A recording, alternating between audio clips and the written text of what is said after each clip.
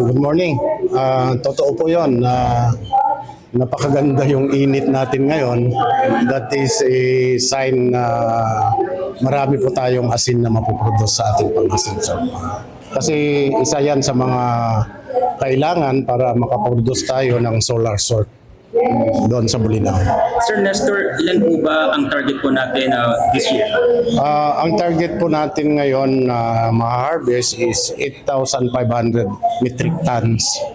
So that is, i-convert natin to kilos, is 8.5 million kilos. We are expecting na masusobrahan po yung aming target sa aming production.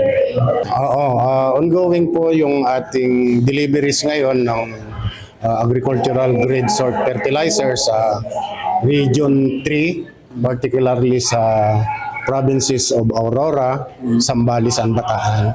That is 25,000 plus na bags at 50 kilos.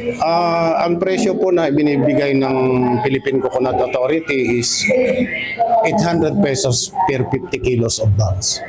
Kung mabibinta lahat yung ating production is aabot talaga ng more than 50.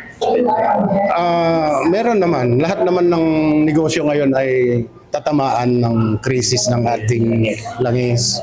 So ang ginagawa natin dyan is nag-a-adjust din po tayo. Nagbawas din tayo ng mga consumption na sa mga hindi po maapektuhan na parte ng ating operation. So may cross-cutting din kami sa paggagamit ng mga diesel, gasolina, saka mga ilaw, ganun. Pero yung mga mag-aasin po natin, hindi naman po tayo nag-lay off po for that purpose. Hindi tayo pwedeng mag-lay off sa panahon na ito kasi ito na po yung peak season ng harvest. Pag tagulan na, doon tayo mag-lay off.